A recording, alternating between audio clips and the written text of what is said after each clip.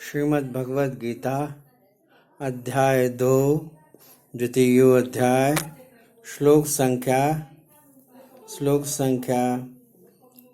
60 से लेके श्लोक संख्या 72 तक।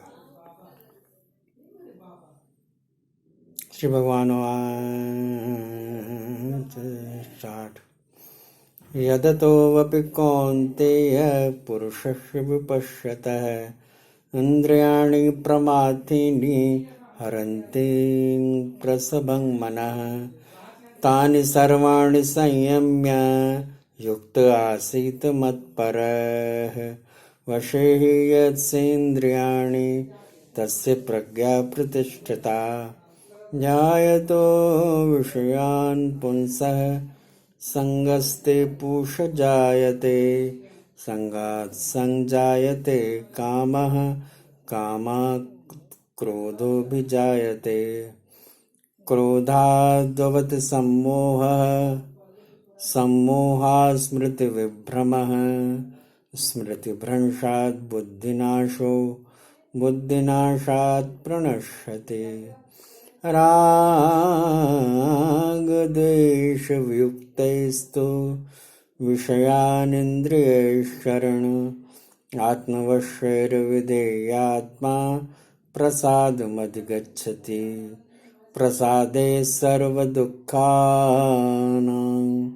हानिरस्योपजायते प्रसन्नचेतसो व्यासो बुद्धिपर्यवतिष्ठते नास्ति बुद्धिरयुक्तस्य न चायुक्तस्य भावना न चाभावयतः शान्तिरशान्तस्य कुतः सुखम् इन्द्रियाणां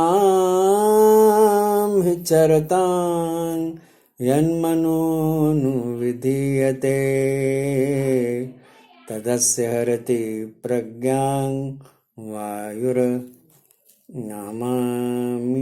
वाम्भसे तस्माद्यस्य महाबाहो निगृहीतानि सर्वशः इन्द्रियाणीन्द्रियार्थेभ्यः तस्य प्रज्ञा प्रतिष्ठिता या निशा सर्वभूतानां तस्यां जागर्ति संयमी यस्यां जागृति भूतानि सा निशा पश्यतो मुनेः आपूर्यमाणमचल प्रतिष्ठं समुद्रमाप प्रविशन्ति यद्वत् यद्वत् कामायं प्रविशन्ति सर्वे स शान्तिमाप्नोति न कामकामी विहाय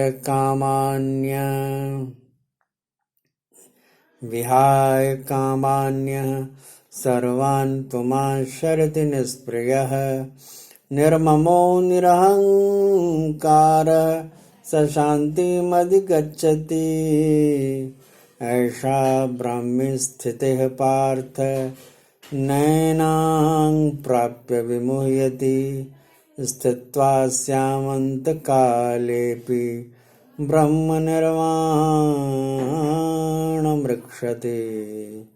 ॐ तत्सदिति श्रीमद्भगवद्गीतासूपनिषत्सु ब्रह्मविद्यायां योगशास्त्रे श्रीकृष्णार्जुनसंवादे सांख्ययोगो नाम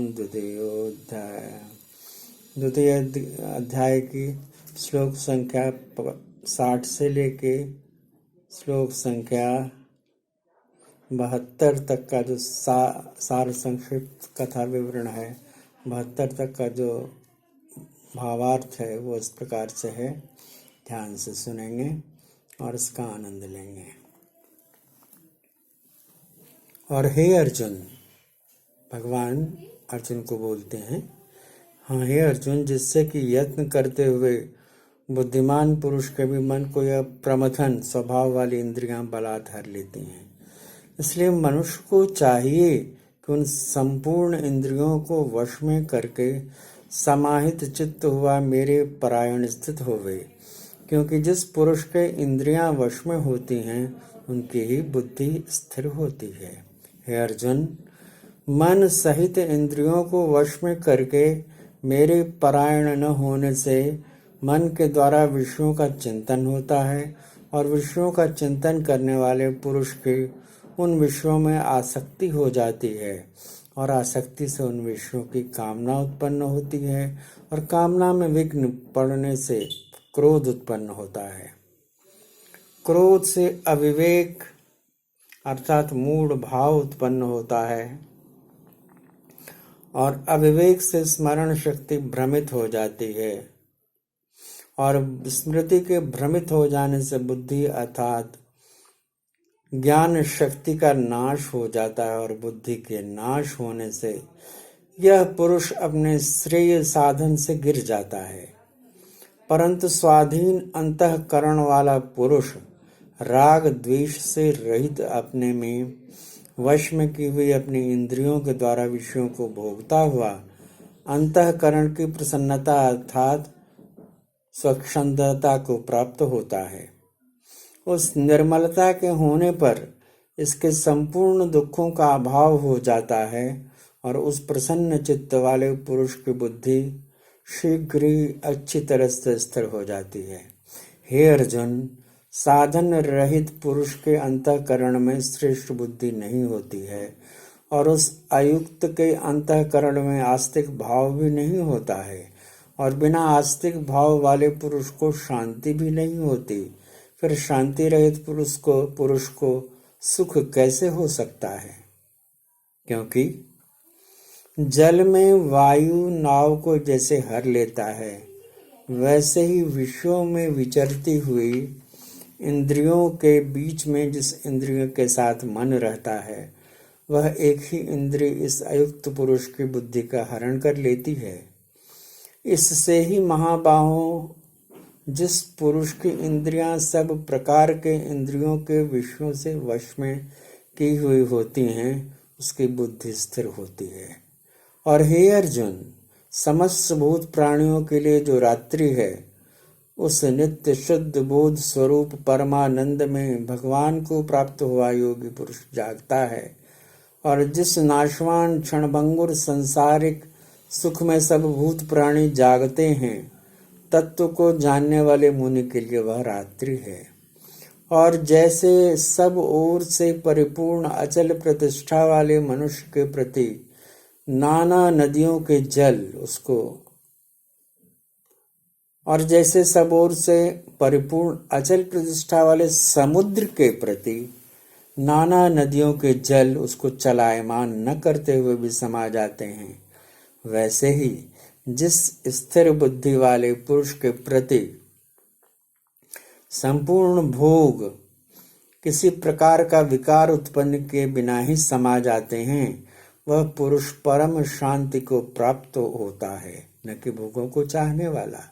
क्योंकि जो पुरुष समस्त संपूर्ण कामनाओं को त्याग कर ममता रहित और अहंकार रहित स्पृहा रहित हुआ वर्तता है वह शांति को प्राप्त होता है। हे अर्जुन, यह ब्रह्म को प्राप्त हुए पुरुष की स्थिति है। इसको प्राप्त होकर योगी कभी मोहित नहीं होता, तो साधक है वो कभी मोहित नहीं होता और अंत काल में भी इस निष्ठा में स्थित होकर ब्रह्मानंद को प्राप्त करता है। श्लोक संख्या 60 से श्लोक संख्या 72 तक की सार संक्षिप्त हिंदी कथा थी वो इस प्रकार है। इस संक्षिप्त गीता पाठ को नित्य सुना करिए और इससे कम समय में आप गीता के सुनने का आनंद भी प्राप्त करेंगे और इसका फल भी बड़ा अद्भुत है। इस जन्म में अपूर्व धन संपत्ति, अपूर्व यश, अपूर्व शांति और इस जन्म के परे परलोक में अपूर्व लोकों की प्राप्ति होती है। तो इसे नियमित सुनने का बहुत ज़्यादा आनंद भी है, बहुत ज़्यादा फायदा भी है। आपके जीवन में यह सदैव सुख और शांति का उद्बोध कराता है, आनंद दिलाता है। यदि आपने मेरे इस चैनल को सब्सक्राइब नहीं किया है तो प्लीज़ उसे सब्सक्राइब कर दीजिए। यदि आपने इसे शेयर नहीं किया है तो शेयर और बेल आइकन को भी जरूर दबा दीजिए, जिससे ज़्यादा से ज़्यादा लोग इस पावन गीता पाठ को सुन सकें और इसका आनंद ले सकें और अपने जीवन में इहलोक और परलोक और श्लोक को भी सुधार लें। आनंद के सागर में डूबते उतराते हुए इस जीवन नैया में खेते हुए आगे बढ़ते चले जाएं। आइए एक संक्षिप्त भगवान नाम संकीर्तन कर लेते हैं। ओम नमो भगवते वासुदेवाय। ओम नमो भगवते वासुदेवाय।